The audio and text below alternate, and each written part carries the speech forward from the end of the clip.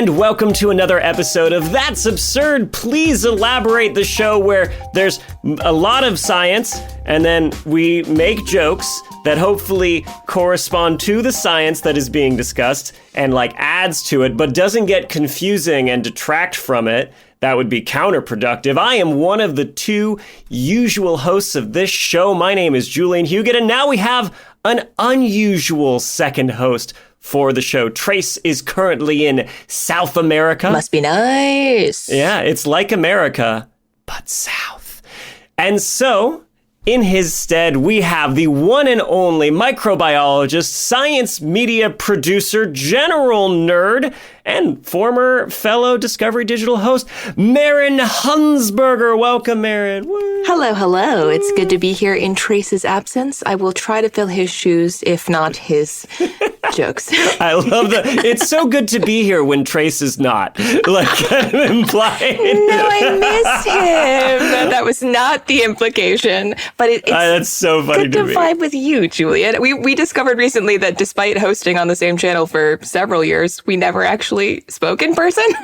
Not a single time any sort of direct, real-time communication. Ships in the night, my friend. But here we are, and now we get some intensive one-on-one nerd time.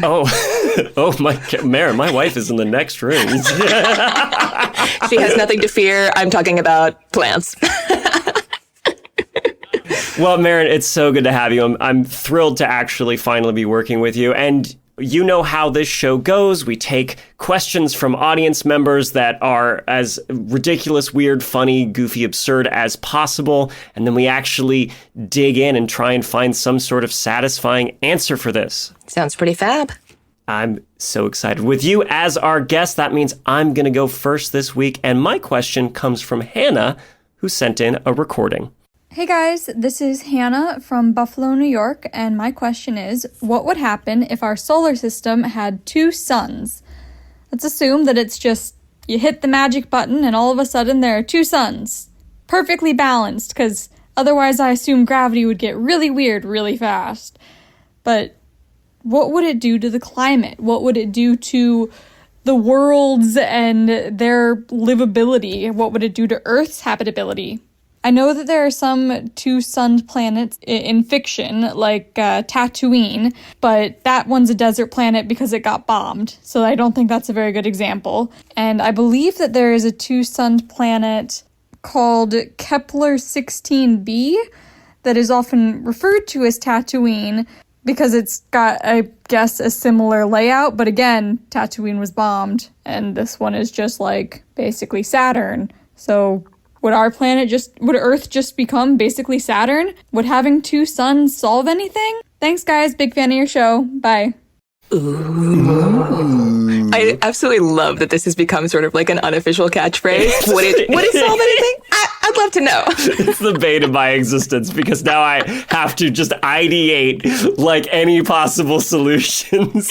I'm obsessed.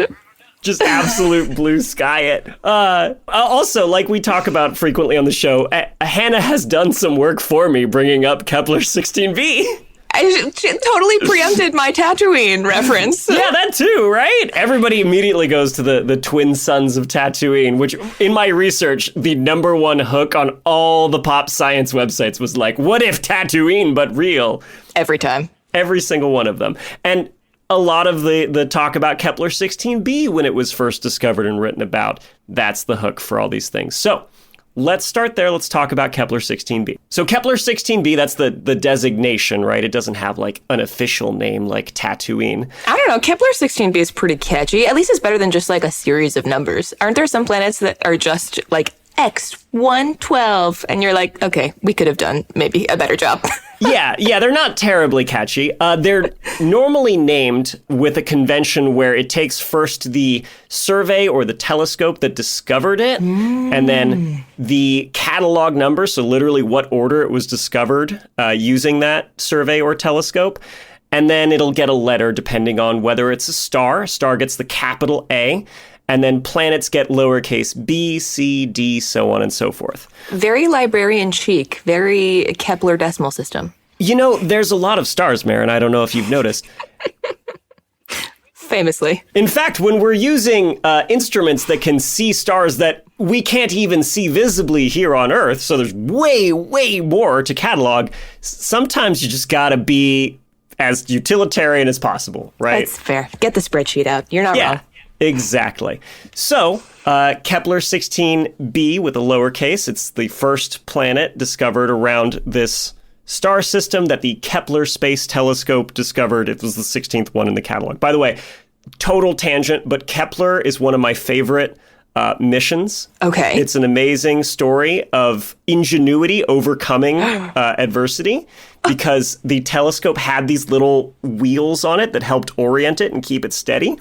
And one of them broke. No. And they've had to basically come up with this really ingenious way of using the sun's own pressure pushing against the telescope to hold it steady for like long periods of time to take snapshots of the sky. It's really, really cool story. That's amazing. It's like those sad dog videos where are like hopeful, inspiring sad dog videos where one of them like has lost a leg and it's like Kepler is a tripod adopted dog. Oh my gosh, it is. It is. Here's how much I love Kepler. I was in the grocery store yesterday. Oh no. And I saw one of those like cardboard hexagonal like standee things at the end of an end cap with like chips in it. Nice. And I'm like, that's shaped just like the Kepler Space Telescope. And I took a picture of it. You're seeing Kepler in the wild. Oh my God, Julia. That's the level of absolute nerd I am. Hold on, I'm gonna have to find. I gotta see. Let me find an image of the Kepler Space Telescope just to share with you, and then I'll show you if I can like the stupid standee. Oh my God. Not even close. What are you talking about? It's the same. They're the same. You could shoot that cardboard into space and find exoplanets, I tell you. I mean, part of that is true. The first half, that is so funny. Oh my God, I love this for you. You have such a niche brain. This is utterly glorious. It's a problem. I love it. So, that lengthy tangent about an awesome space telescope aside, let's talk about Kepler 16b in particular. It was discovered in 2011. It's the first actual confirmed, unambiguous, circumbinary planet that we found, right? Meaning it's orbiting two stars. Circumbinary. That's a new word for me. Okay. There was another planet detected in 2005 that was orbiting a star and a brown dwarf, which is bigger than a planet, like a big gaseous body, but not big enough to actually kick off fusion. Okay. It's like multiple times the size of Jupiter. So it's like they call them failed stars, which sounds... Oh, I was going to say an aspirational star. Yeah. Just like positively reframe that. As somebody living in LA, the term failed star is deeply triggering to me. Yeah, I can imagine. God, there are too many of those around already. Working at a Starbucks. So Kepler 16b, the first one that was definitely orbiting two stars. It's a gas giant. It's about 3/4 the diameter of Jupiter, and its orbit is about 70% the radius of Earth's, so it takes about 229 Earth days to complete an orbit. Now, if it's orbiting two stars, like what exactly is it orbiting? Yeah, like the distance between them, or like... Yes. Yeah, what's its orbit look like? So I'm going to introduce the concept of a barycenter. Oh dear. Okay. And I'm assuming it's not a berry like a strawberry. Yeah, no, not like that, or like not a Barry Manilow like concert. That is a great image, though. No, so the barycenter is like the center of mass between two objects that are orbiting each other. Okay. For instance, the Earth and the Moon, right? The Moon's going around the Earth, but the Earth doesn't stay just completely locked in the center of the orbit. Because the Moon also has mass, there's a point that both of these objects orbit around. And for the Earth and the Moon, that spot is about 75% the distance from the Earth's core to the surface. Okay. So we're actually kind of wobbling around. I think of this as like, do you ever play with a niece or nephew or a toddler or something and you like spin them around wildly, right? Sure. Yeah. I've thrown a toddler or two in my day. Safely, I assume. Obviously. Just as a hobby. Yeet. just baby eating. No, but when you're doing the fun like spin with the little toddler, you ever notice you have to lean back while you're doing it to be stable, right? Yeah. So that point in between you where your feet are, that's basically right under the barycenter, right? And you lean back so it's nice and stable. I see. So for two stars, the barycenter is actually a point in space between the two of them, right? Because the mass is similar enough that it's not within one of the bodies like it is for the Earth and the Moon. It's out at a point in space. And that's the point that Kepler 16b is orbiting around. So, what if our system was like this, like Kepler 16b? First of all, there's a lot of variables. You don't say. Yeah, would you believe it with like orbital mechanics? There's like a lot of small changes to different things make big differences. Famously simple, my friend. Famously easy to understand. And then to make it harder, Hannah's approach is particularly chaotic, right? Where she's just like, what if just new sun? What if second new sun?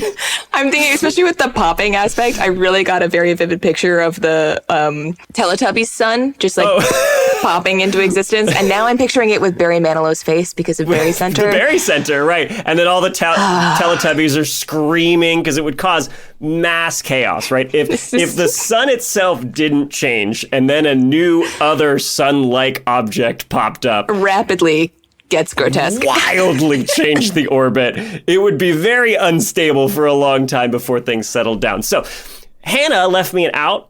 She specified in her explanation that like it didn't really change the orbits and such. So instead of leaving it as like our current sun and adding another star, I'm going to remove the sun completely and I'm going to add two half solar mass sized stars instead. So like we're splitting our sun into two. Basically, yes. Okay, cool. So if that were to happen, it's mitosis of the sun. Sorry.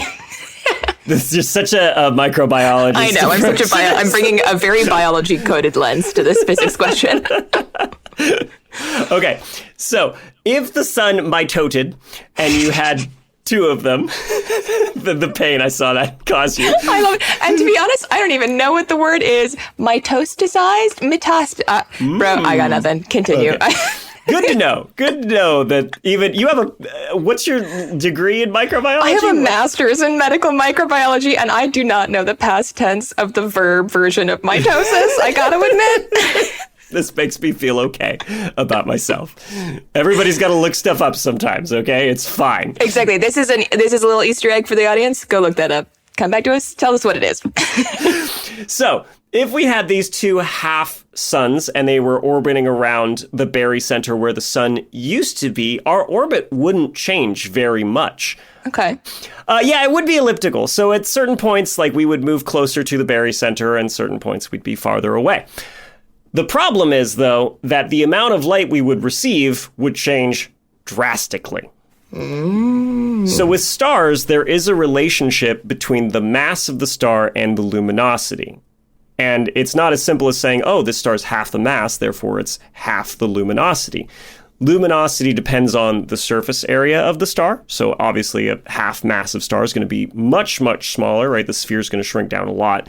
And then on top of that, it also depends on the temperature of the star. Yeah. And when you have a less massive star, you're not getting as much fusion happening in the core. It's not going to burn as hot, so it's not going to be as bright on the surface, and there's going to be less surface, so it's going to be a lot dimmer. So a 50% solar mass star would be a red dwarf star, and it would have less than 10% of the luminosity of the sun. Whoa. Okay, Right. We're not doing so hot here on Earth with 10% luminosity. Yes. Well, I mean, the good news is there's two, so we're at... Yeah, does that make a difference? Yeah, we'd get 20% the luminosity of the sun. Still not sounding super livable, though? No, it would be very cold. And it gets worse for reasons that I will get into. Oh, no. But let's talk about Kepler 16b, because Kepler 16b is like this. It doesn't have two stars that are the same mass. One of them is about 70% the mass of the sun, and the other is about 20% the mass of the sun. So overall, you're working with like 90% the mass of the sun, and Kepler's closer to the sun than ours. Like I said, it's about 70% the distance to the barycenter. Even so, because those stars are smaller, it's much colder on Kepler 16b. It's about minus 100 degrees Fahrenheit or negative 73 degrees Celsius. And that's at 90% mass of our solar system sun? Correct. That's how much that luminosity drops off. Crap. Right. So Kepler 16b, right now, NASA puts it at the edge of a habitable zone where liquid water can still exist. But if Earth were orbiting Kepler 16a and b, capital A and B for the two stars, it would be frozen. It would be a snowball. We would not be able to live orbiting those two stars. Permanent ice age? So Fun. that wouldn't be habitable. But that's not to say that no planet going around these stars is not habitable. It just has to be close enough to get enough energy from the sun to maintain liquid water on the surface. And again, always the caveat when we're talking about astrobiology, life as we know it, right? As we understand it. Exactly. Life could be so different somewhere else. Can you imagine nitrogen-based life forms, Julian? Oh, so cool. So cool, so interesting, Exciting but stuff. usually not what we're looking for. Okay. So if we replace our sun with the two half-solar mass stars, you're getting 20% of the sun's energy, best case scenario. Oh. But remember, these stars are orbiting each other, which means they're going to eclipse each other. Oh, no. So we have some time without one? Yes, exactly.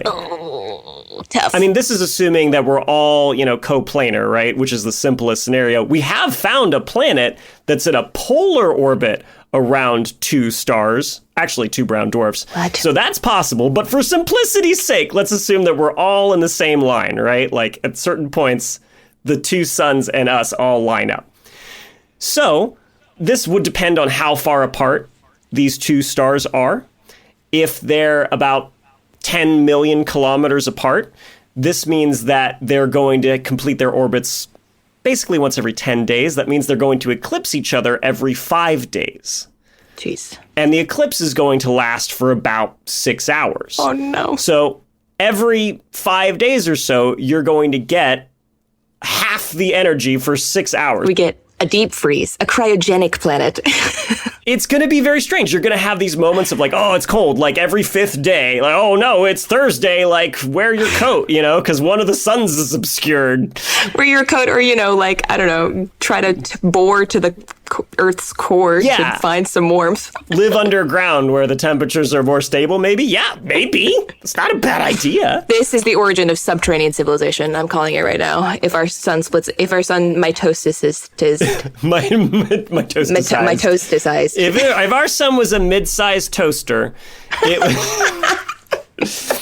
I'd love to see you do that math. Our sun is a mid-sized toaster if you think about it, right? It's fair. Slightly smaller than average star, and it's toasting us a marshmallow. Yeah. That tracks. Yeah.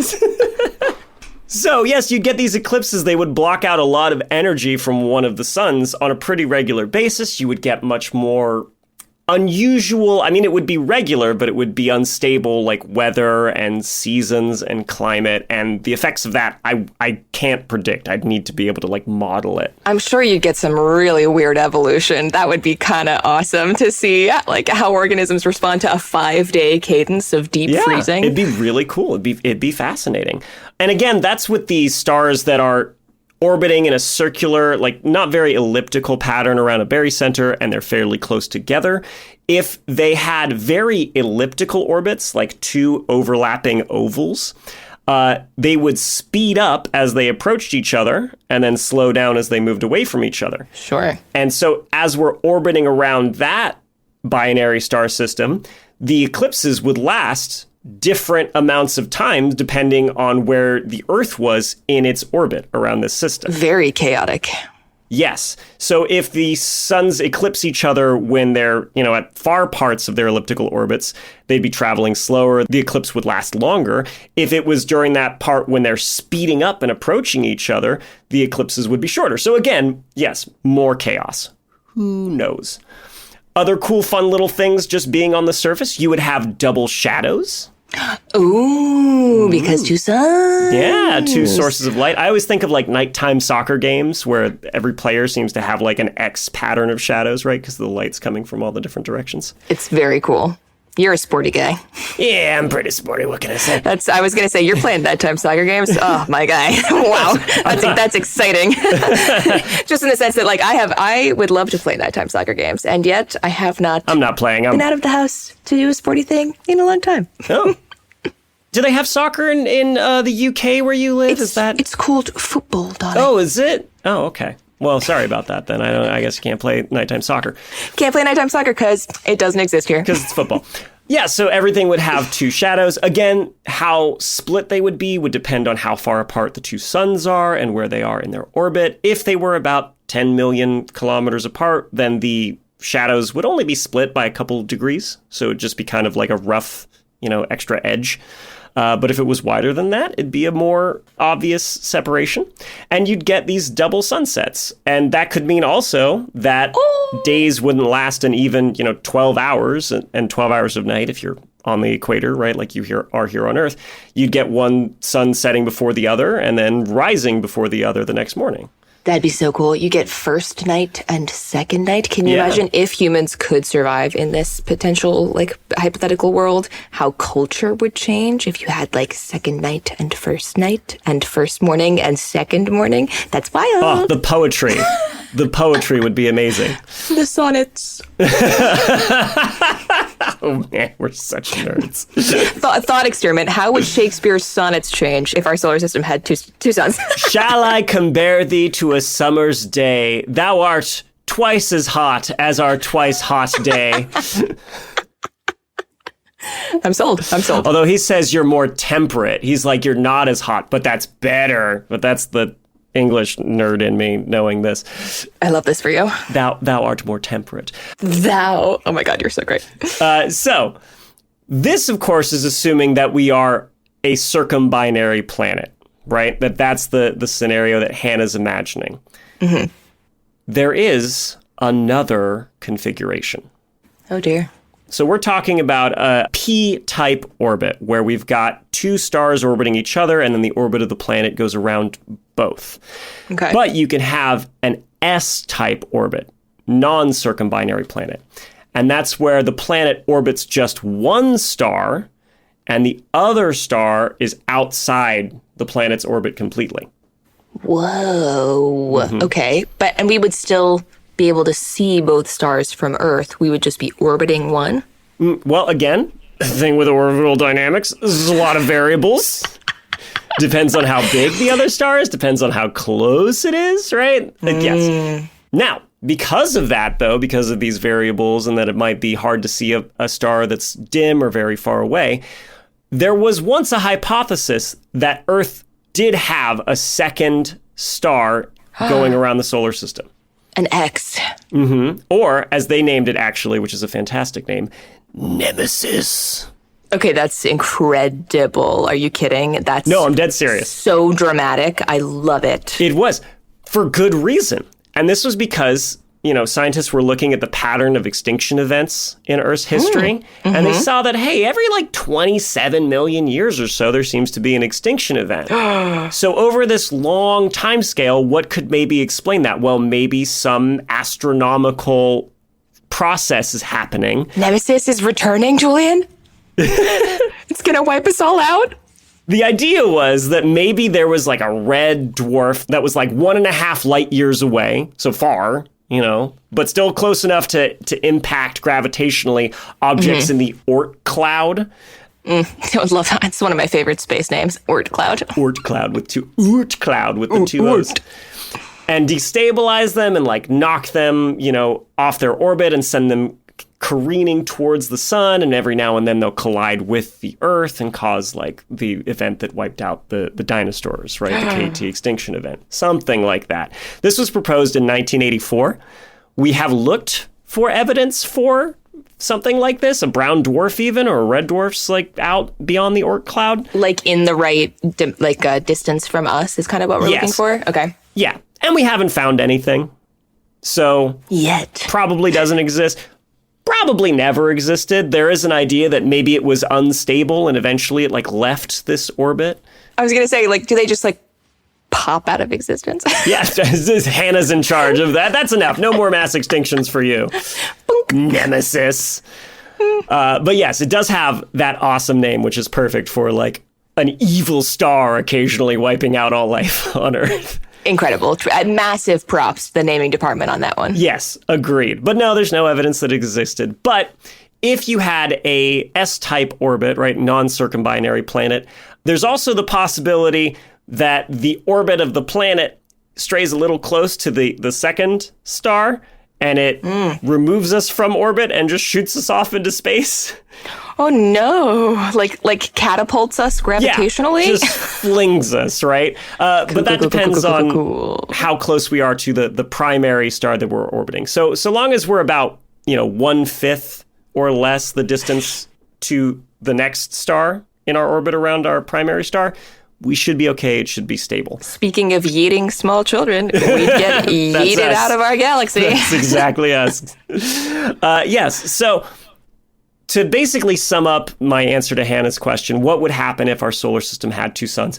There's a lot of variables, obviously, but assuming that it was a configuration that was stable, it would depend on, how big these stars are, how bright they are, our distance from them. But we absolutely do think that there could be habitable planets orbiting binary star systems. And a lot of star systems are binary. There's a joke, one of my favorites that I found coming across this from an astronomer, is that 3 out of every 2 stars are binary stars. Incredible. Like, it's basically like, it's like most systems are bi. Yeah. Well, because a lot of stars, when we first look at them, right, they look like one star, but on closer observation, we see that a lot of them are binary star systems. So just like people. Yeah. It's a spectrum. We're all a little gay, Julian, including star systems. If there's a planet too, is that a throuple? I don't know. Or we don't need to get into the extended analogy, but yeah, you get my point. No, but because so many star systems that when we look at them closer, they seem to actually have 2 stars. We estimate maybe as high as 85% of stars that are in a binary system, or even a ternary system, right? 3 possible stars, right? So a throuple, a real one. An actual throuple. A wealth of stars. Not just like an occasional visitor that comes in and like hangs out, to spice things up, like a planet. A truly committed situation. I'm so sorry for the parents who are going to have to explain any of this to children listening. We don't judge, but also like, oh, this is getting a little too adult. Anyway. We're keeping it PG. Keeping it PG with the binary stars. So, yeah, there's absolutely a chance that there are habitable planets orbiting binary stars, and that's great because there are a ton of binary star systems. So, Hannah, I hope that answers your question. If you wanted real-life Tatooine to happen, it absolutely might have, minus the, bombings that turned it into a desert planet when it used to be oceanic. Can't speak to that bit. But whether or not it could exist? You never know. The imperial influence could be out there. There's a lot of planets, okay? There's a big universe. Never say never. All right, that's going to do it for this question. So we're going to take a quick break. And when we come back, we'll have Maren's question. Thank you, Hannah. Julian, give me your best dinosaur roar. Oh, God, an asteroid! It's horrible! Wow, that was not where I expected that to go. We're popping in before the show to tell you about I Know Dino. It's a dinosaur podcast. We think of those dinosaurs being this thing that's been dead for tens of millions of years. Even so, studying dinosaurs can still teach us stuff that is relevant to the world today. Yeah, like climate models to help us understand global warming. Migration patterns of dinosaur lineages, they tell us about Earth's changing continents. We can also study dinosaur diets, what plants lived then and maybe what animals and how they interact. And, this is super cool, many dinosaur injuries, paleopathologies, they're the first known occurrences of diseases. And they talk about all this kind of stuff on I Know Dino. It comes out every week with new dinosaur stories that you're not going to hear anywhere else. Like, I hadn't heard of a lot of these, which is pretty cool. You can find I Know Dino on Apple Podcasts, Spotify, wherever podcasts are. And if you found us, you can probably find them. Go check them out. Welcome back to That's Absurd. Please elaborate. We had that brief eclipse in our programming, and now we're back for Maren's question. Maren, what's your question? Who's it from this week?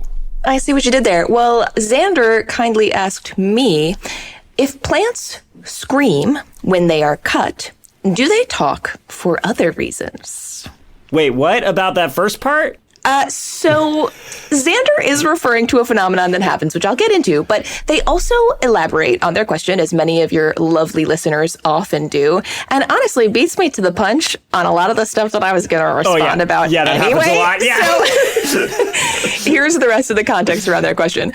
I recently found out that plants emit ultrasonic sounds, often described as screaming or popping noises when they're stressed. Though these are outside the range of human hearing, and as my brain tends to do, it started running off with the potential that my bonsai is talking about how I keep forgetting to water it.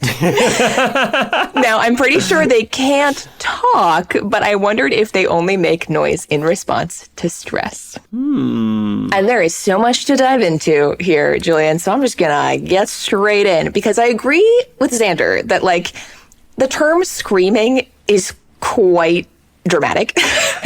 The pop science media coverage of this research has definitely run screaming with the term screaming, but it's not screaming. Plants do emit sound in terms of like a vibrational frequency, but it sounds a little more like this. Oh, wow.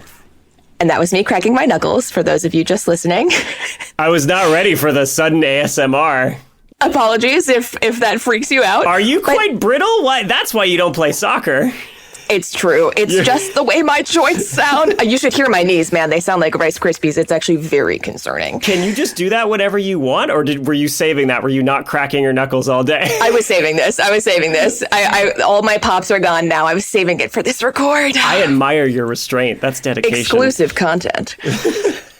So the reason I bring up the knuckle cracking is because it's literally the same phenomenon. It's called the same thing. It's called cavitation.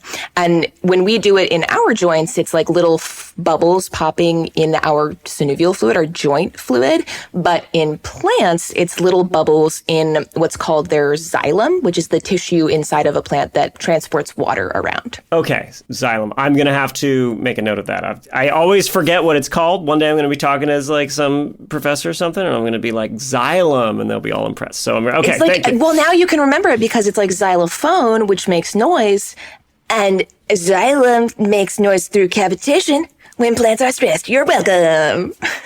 And xylophones are the wood ones, and glockenspiels are the metal ones. Got it. Okay, that all makes sense. There you go. That was an interesting little nugget to bring in there, but if it helps you, it helps you. It all just clicked for me. I just had like 6 things click at once, like xylem, xylophone. Is that why they're wood? What about the metal ones? Glockenspiels. Now you're all caught up with how my brain functions. Okay. I'm obsessed, and we're going to have to look up that etymology at some point. Xylem, xylophone, maybe. It's gotta be.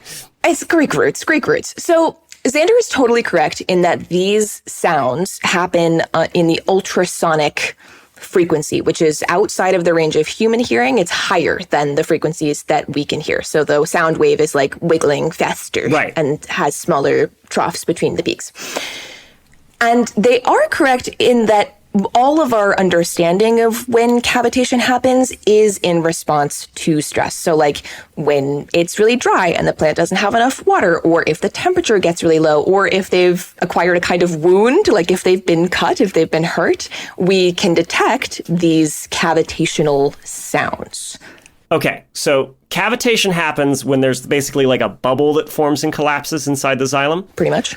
We're framing this as like them making it as a stress response, but what you described to me sounds kind of like scenarios where a bubble might just form from like what's happening to them, right? Basically, yes. So when we say, quote unquote, making sound, cavitation and its role as a stress response, most plant scientists would not be able to say with any certainty, like, that we understand why this happens, or if it happens for a specific reason to help the plant do anything. Now, there's one theory that doesn't have any real strong evidence for it. It's just like a very nascent hypothesis at this point, that because these sounds are happening in the ultrasonic range, there are a couple of organisms that can hear in that range. So things like bats, moths. It could be, again, very hypothetical, that those organisms are maybe attracted to the sound of cavitation in a plant and would land and like collect a seed or a pollen or nectar or whatever and like take it elsewhere because the plant is like sensing that its survival is not going so hot. The plant is like, my time is short. Exactly. Please literally, exactly. Take my children to a safer land. Take the hope for future generations. I don't have long. Moth children of the forest.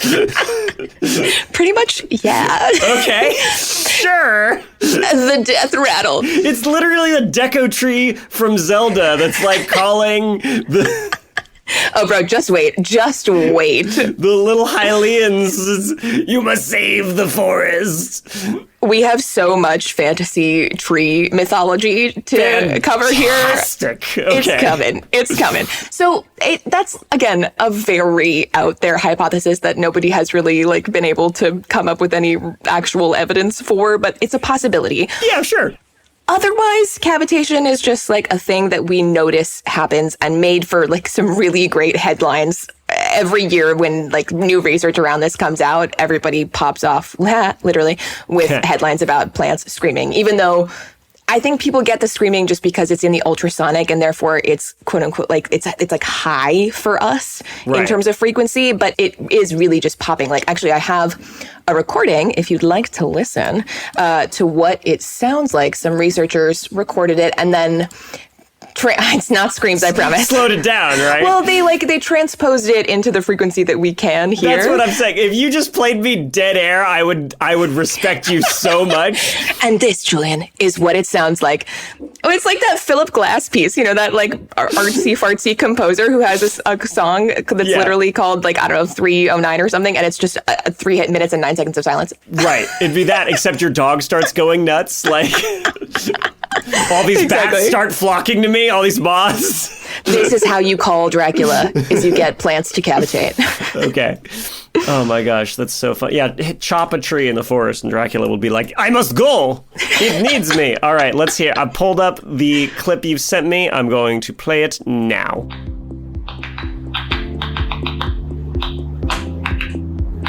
And I just want you to describe what it sounds like to you.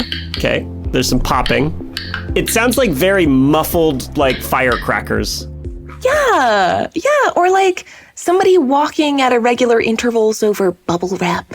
Yeah, that's a good descriptor. It's actually quite relaxing. So it's nothing like a scream. So I think scream is a misnomer. It is simply a vibrational frequency produced by plants when stressed, potentially for no reason other than it is like what is happening in the xylem when the stress conditions are, you know, affecting the water flow and the water tension inside of the plant. So that's like the simplest possible answer there. But to take it a little further, plants are listening and they are definitely talking to each other. Oh. They are talking about you, Xander. I'm so sorry.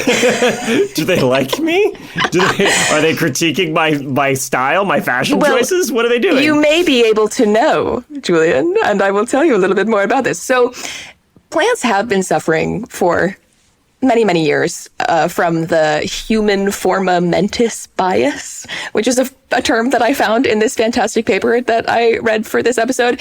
And it's actually not very often that I recommend a scientific paper because usually they're pretty dry. This one, however, is fabulous. Can I tell you the title? Please. It's called A Tuning Point in Plant Acoustics Investigation.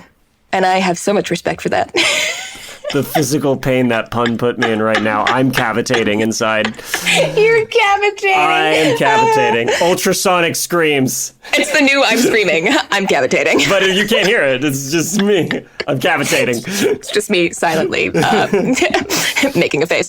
So this is the term that I pulled from this fantastic paper. It's human forma mentis bias, which is this idea that we used to think that because plants don't have a nervous system, they're not sensing, but they are, and in so many ways. Like, plants may not be emitting sound for any like specific reason that we can nail down as of yet, but they're very sensitive to sound. I don't know if you have heard any of this sort of folklore about like talking to your plants or singing to your plants or playing your plants music. Yeah.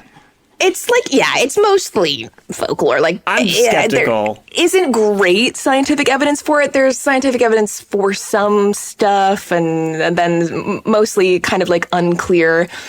But it all comes back to this idea that like in certain frequencies, like certain ranges of frequencies, vibration does positively impact plant development in some ways. And outside of that more like houseplant mythology, this paper that I mentioned that we will link in the sources has this fantastic table. Once again, very rare that I'm excited about a table, but this one is really cool. It has like 10. That's a good table. It's a good table. It's high compliment. Has tens and tens and tens and tens of cells where it's like has the frequency of sound exposure, the target that the team was investigating, and then the observed effect. So like there is clearly a correlational, at least, like relationship between exposure to a certain vibrational frequency and an effect in a plant. So, for example, plant roots grow towards vibration in a certain frequency, probably because they think, quote unquote, they're growing towards running water. Like that would be the benefit. That's why we think they might do it. Some plants produce a sweeter nectar like within 3 minutes of being exposed to the vibrational frequency that a bee flies at. So it's like producing more of an exciting reward for that pollinator that it thinks is nearby because it's detected that sound. Some plants that are exposed to the frequency of vibration that is emitted when an insect is munching on some plant matter then go on to produce compounds that make them less tasty or even maybe toxic. So they're basically taking that cue and using it to tell them, protect yourself, like produce defensive compounds. And this is the response to the sound, not to like the physical damage from the chewing. Well, it's a good question. This effect was measured in response just to the vibration. So no plant damage was induced in this experimental setup. Wow. But you brought me very beautifully to my next point, Julian, which is that every plant scientist that you ask would probably say that these responses are what we call multimodal. So plants are taking in sensory information through many modalities. Some plants can actually even see. Say what? Yeah, they can see. Oh, they no, can see. I'm naked all the time in front of my houseplants. Well, why are you telling me this now? The plants have eyes, Julian. No, they don't really care about you. They just care about the... Oh, well, now I'm offended for a different reason. Well, they don't care about you in the sight modality. Okay. Which, like, take that as you will. Yeah. No, but they're mostly concerned, like, at plants that can do this, and it's very rare. Like, so only some plants can, but plants that do are able to use that sense to mimic other plants. So it's mostly parasitic plants that are growing on another organism, and they are using their sense of literal sight that can detect shape and light and color, and they are altering their expression of growth so that they look more like the plant that they are attaching to. Cool. Which helps their survival. It's crazy. It's crazy. That is very, very cool. It's absolutely wild. Like plants... There's so much we didn't know. Be interacting with the world. I know. So much to them. There's layers. This was our bias. This is our human-centered bias. We haven't been giving them the credit they deserve. That's true. So it's just sort of becoming this area of increased interest in plant science, and this whole field is called phytoacoustics, if you're interested, phyto. And we're starting to understand how sound in the form of, like, not sound that you and I could hear, but sound that plants would respond to, usually in the ultrasonic frequencies, are affecting plant behavior and plant development. So plants are taking in a lot of information about the world, but they're not necessarily emitting sound as a part of that communication with the world, at least not in a way that we've discovered yet.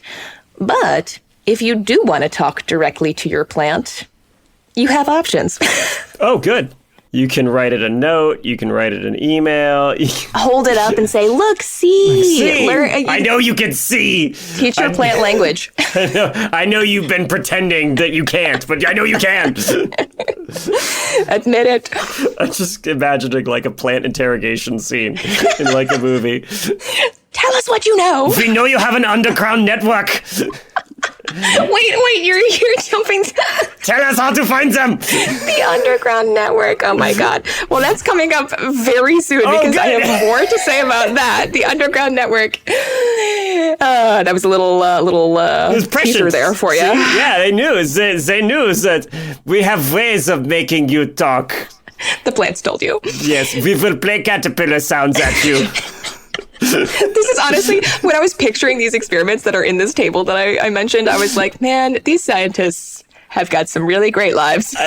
Right? I just hope they did it all with German accents the whole time, though. It's like really active. But of course, how would you do it differently? Also, like, just the passion and drive that it takes to like measure the frequency at which a caterpillar crunches. Mm-hmm.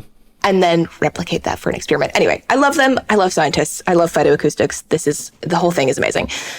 And speaking of which, a couple of companies, I have no idea where this idea would have possibly come from, but have made devices where you can essentially attach electrode sensors to a plant of your choice. Could even be a mushroom.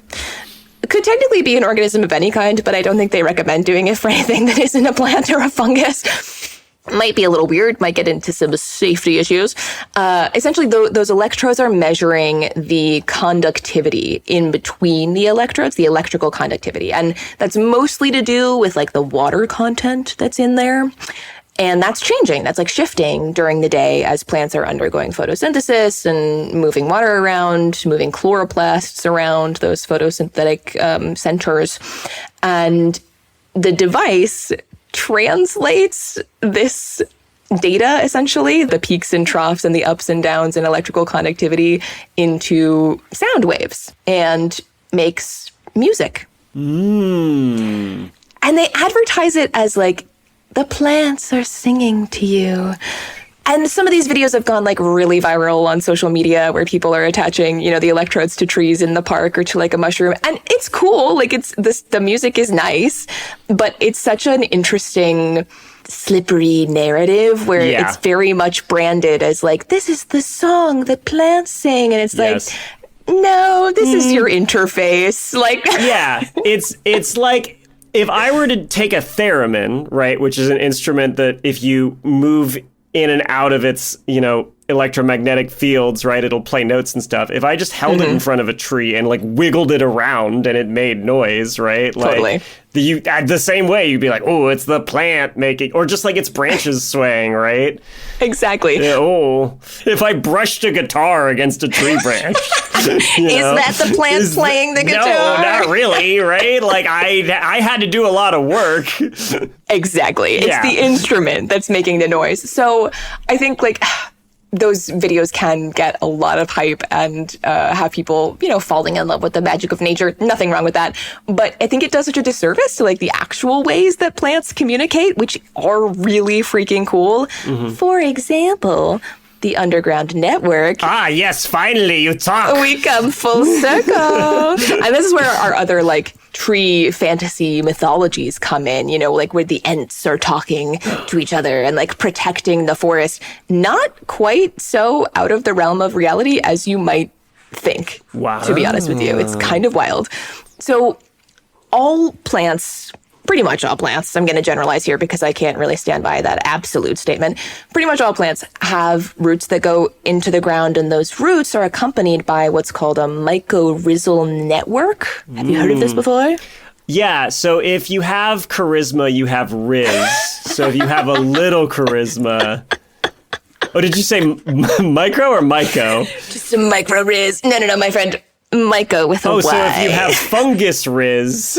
Fungus riz, Fungus baby. riz! That is actually what we're talking about. To be quite honest with you, yes, you're not wrong. My knowledge of prefixes saves me. Okay. Trees have fungus riz, which means essentially these little, like, I'm just going to try and keep going here with this analogy. We'll see where it takes us. Little, helpful, charismatic guys that are attached to their root system and help them metabolize nutrients from the soil. So the plant will send the fungus sugar, which is, the plant is making sugar for itself, but it's also sending it down to its root system to feed these charismatic fungus guys. These charismatic fun guys. These charismatic fun guys, they're honestly the life of the party. And that's a very accurate way to say it. Yeah. Because those guys are like fixing nitrogen and other metals, maybe, depending on the plant species, to feed into the plant, because the plant can't do that by itself. It doesn't like have the equipment. Yeah, it's a hugely important symbiotic relationship. Yeah. Hugely important. It literally makes so much plant life possible. And it also is basically the communication network between plants. So if you're in a forest, for example, there are going to be some trees that get more light or more water than others. That just like the nature of a forest. And sometimes I think, especially in biology, we think about evolution or natural selection as like survival of the fittest. Right, very competitive, right? Exactly. And maybe with consumers, that can be a little bit more true. But with producers like plants, they are all kind of working together. So the plant that is doing better, maybe getting more sunshine, more water, is taking those resources and producing more sugar and sending that sugar, that extra sugar, down into the mycorrhizal network, which will then sort of shuttle it along to organisms in the connected network that maybe aren't doing as well. Whoa, so actual underground network. Oh my word. Actual, literal actual. And studies have shown that systems that have a really intact mycorrhizal network are much more resilient to stress and to change and to damage, which I just think is like so incredible. So first of all, not only are they communicating, not only are they sharing, plants are better at resource distribution than we are. Tax the rich, please. It's just my little plug. Yeah, just a little soapbox there, and then we're off again. Okay. and people have posited, scientists and sociologists alike, that these kinds of networks, these sort of like mutually beneficial resource networks, could be a really good model for like reimagining how we think about our economic system and wealth distribution, which I think is absolutely fascinating. I didn't want to get too, weepy or soapboxy, but I was like, that does sound like a metaphor for strong community if I ever heard one. The trees know, Julian. The trees know the way. The trees and their little micro fun guys. I think that's why the plant music devices kind of make me mad, is because plants are doing such cool things and talking to each other in such cool ways. Like plants that release a certain compound when they're being foraged by an herbivore, which tells the other plants to also produce that compound to make them less likely to be eaten. It's like all of these things are happening in our ecosystems. And instead, some dumb electrodes that are like, plant music, ooh. I know, that's what gets people's attention.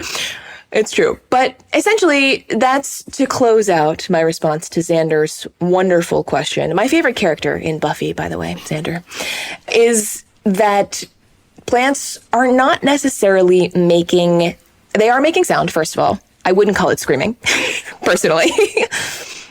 It's maybe for a purpose that we just haven't discovered yet, which is exciting to think about. Maybe it's telling other plants something. Maybe it's telling their commensal or mutually beneficial symbiotic organisms something. We just don't know yet. But they are talking to each other in all kinds of other ways, and they're very sensitive to sound themselves. Actually, the one thing that is kind of the only hard supported fact from the singing to your plants, talking to your plants research is that they like gentler, softer frequencies. And they don't do well when you play like death metal, for instance. That's not a frequency that makes them thrive. They don't like it. They have specific taste. I feel like if you played those, crazy looking dark forest trees death metal though, or like... Maybe they would be into it. Maybe it's a genre that they could get with. Or like bramble. If you had like a really hardcore plant maybe it would, Maybe more hardcore plants like more hardcore frequencies, Julian. Maybe. The table in this paper would probably tell us. It's a great table. They thought of everything. I highly recommend you guys check out the paper. Check out that table, baby. Check out that table. So, in conclusion, plants are beautiful, have a lot to tell us, literally and figuratively, and I hope we all leave a little more inspired than we came. And don't fall for dumb marketing hype about electrodes. Or do, but just know that it's not the plant. Have some perspective on it. Don't go all Star Child on it immediately, Exactly. Just tap into those mycorrhizal networks, baby. Find your roots. Maren, thank you so much. That was very fun. I hope you enjoyed sharing it as much as I enjoyed listening to it. My absolute pleasure. Thank you so much for letting me talk about something that I find fascinating for half an hour. It's the greatest gift. Yay.